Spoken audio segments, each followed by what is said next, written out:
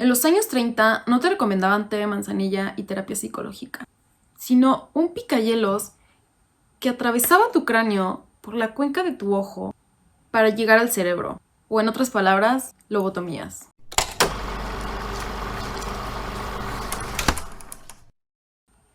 Moniz, el padre de la lobotomía, recibió el premio Nobel por inventar esta cirugía, pero ese premio fue bien merecido.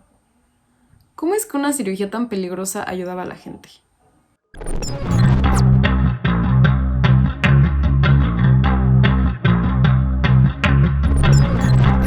Al principios del siglo XX, una persona con algún padecimiento mental era un estigma para su familia. La sociedad creía que estas personas no merecían vivir.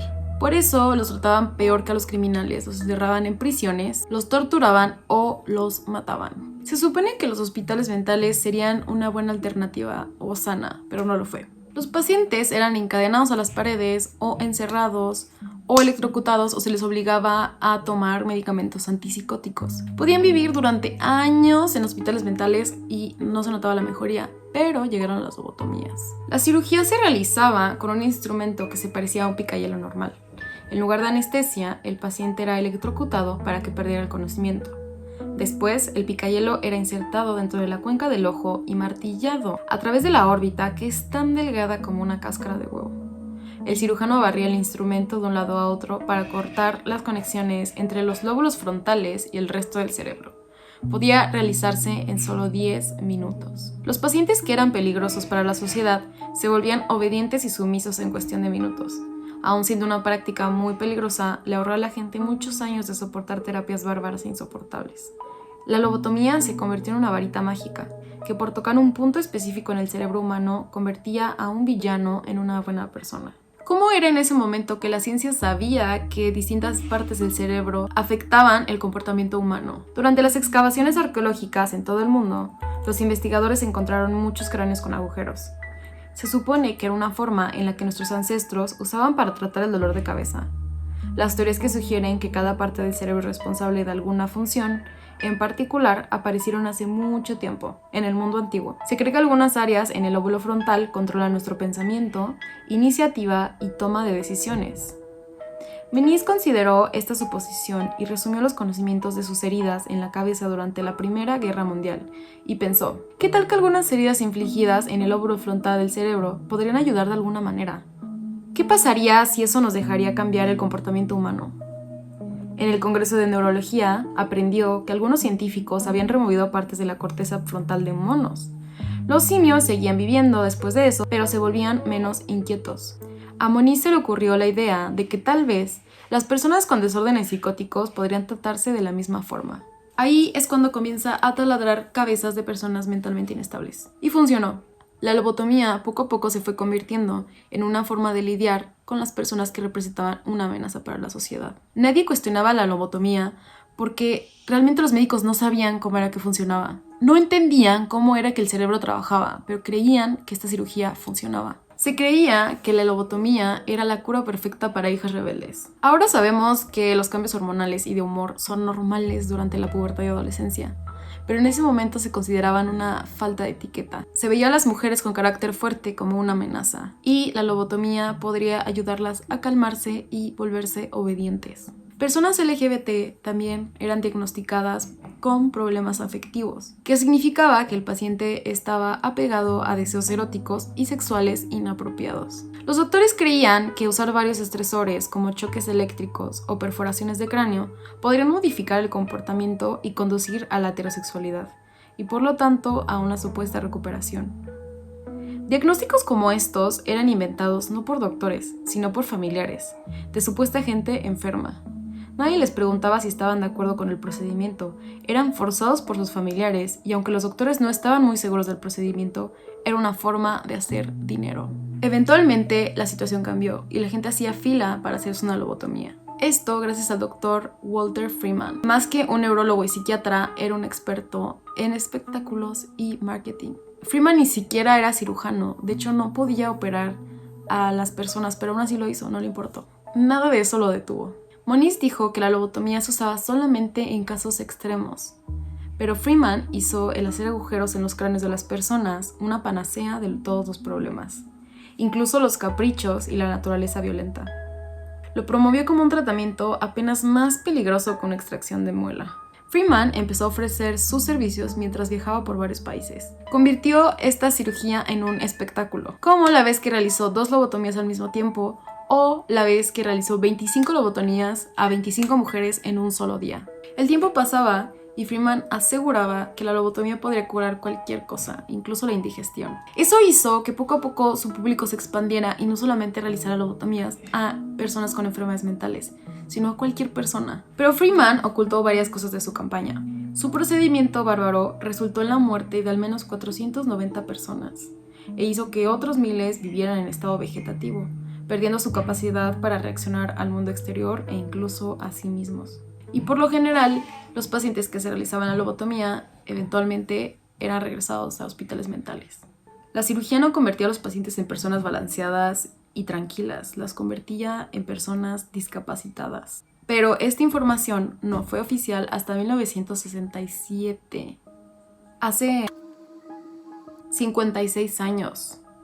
O sea, esto bien se lo pudieron haber hecho a nuestros abuelos, cuando las lobotomías finalmente fueron prohibidas. Ahora las personas son tratadas de una manera más humana, como con terapias psicológicas, incluso con medicamentos, pero no de esta forma tan bárbara. El mal carácter de alguien o su orientación sexual ya no se considera una enfermedad mental. Y hemos alcanzado un punto en el cual existe estigma hacia la enfermedad mental, pero no tanto como en esos años. A la fecha de hoy hay peticiones para anular el Premio Nobel de Moniz por desarrollar el proceso de la lobotomía, pero no ha tenido éxito. Les voy a dejar al final algunos videos que encontré sobre casos de lobotomías reales. Me parece que todas son reales. Me parece que describen muchísimo lo que pasa con las lobotomías. No solo cómo se hace, sino qué pasa con las personas que se las realizan.